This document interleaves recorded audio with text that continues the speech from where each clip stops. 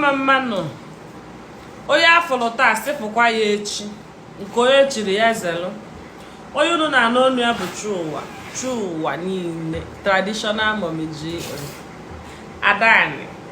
Adani akpu ọmụwa.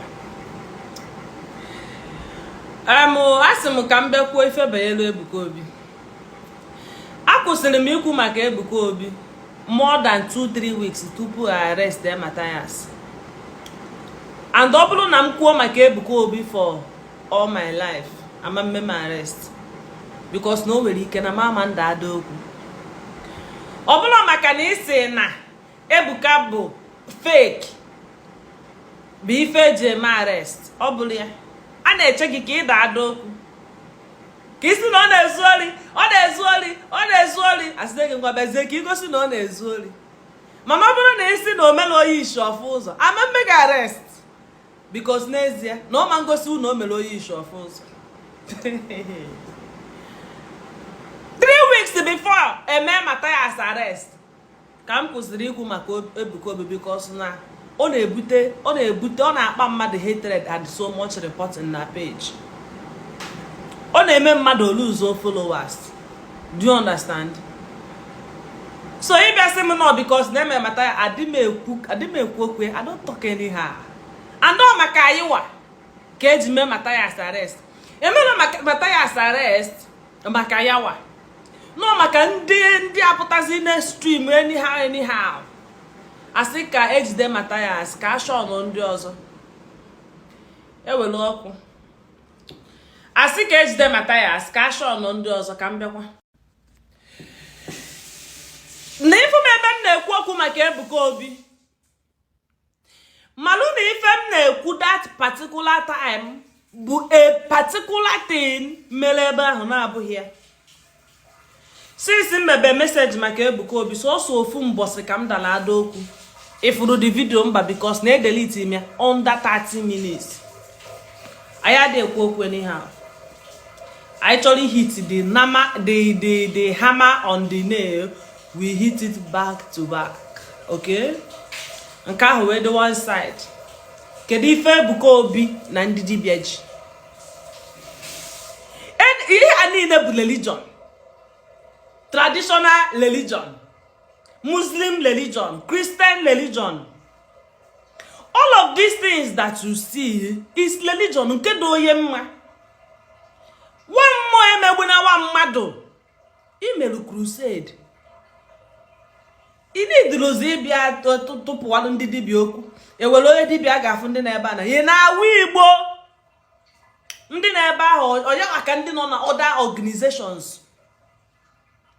Ini dilo ikobazi awere ụdị azina amalọ m ko amalọ ko ebute amalọ ko na-ebute amalọ sa. Bebe ekpere gị na ikpe karị ho mbaka. Bebe ekpere gị na ikpe karị ho okwu ofu ka anụwa ndị Igbo na aka ka ndị Yoruba na aka. Kedu ihe menu na ndị Yoruba dị ekwujo against ndị azina omenala ndị Yoruba? Kedu ife o ji wee bụrụ ndị Igbo all the time?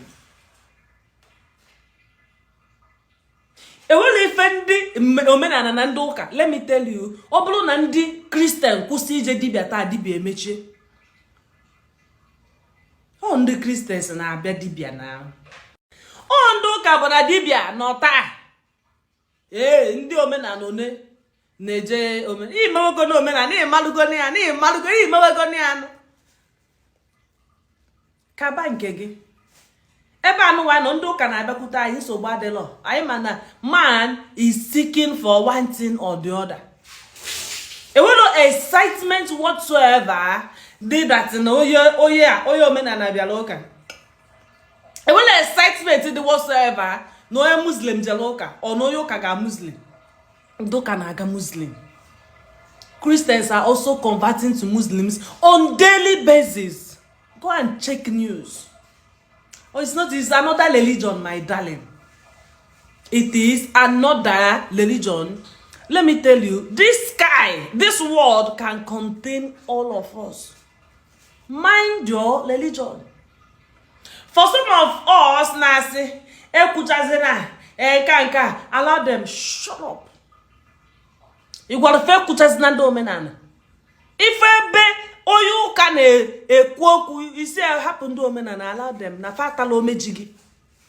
It's always on the traditional comment section ka ị na-asị ndị ụka atala shut up.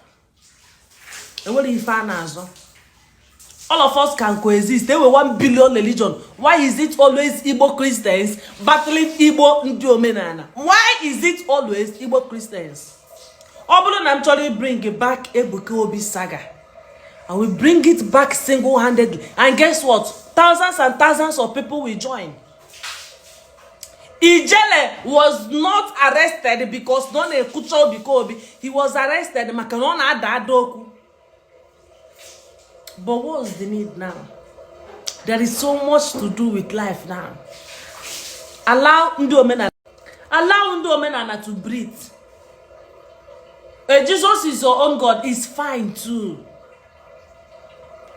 Our own, okay, our own is not bad. You are not God to tell us that our own is bad.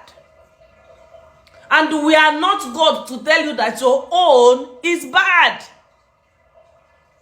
Allow 1 million other religions to exist, please. Allow Indians to worship their own. Please. Indians are worshiping Krishna, Lakshmi, and the likes. Allow them.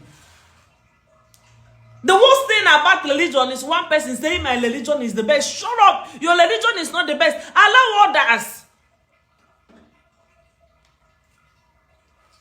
Now that we know that man is seeking for wherever. Why man is seeking for divinity from whatever source. Allow other people to seek without your stupid interference. No, your interference be able to that criticism. Your interference. Allow others to coexist now. Obolo na nkwo maka Ebuka Obi for two years back to back every day. I will never be arrested because na my man dadoku. I will never be arrested. Take note of this. Obulu na mmepe onu kita na-ekwu maka Ebuka Obi back to back for the next 2 years. I said I will never be arrested.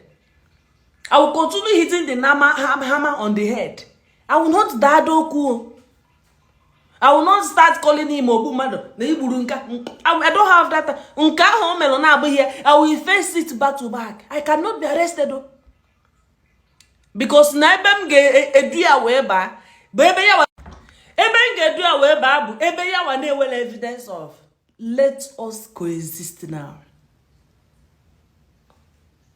Let us coexist now with love and peace. Love is tolerance. Allow other religion. You are not speaking against Muslims, but you are speaking against tradition. Muslims battle no obodo gi na-eme mpụ na alụ dị iche iche. You are not speaking against them, but you are speaking against tradition. Let us coexist now. Let us now look for how to liberate our land. If you like, if you don't like, it's fine. Okay? We welcome Ndi Igbo, and we also welcome friends.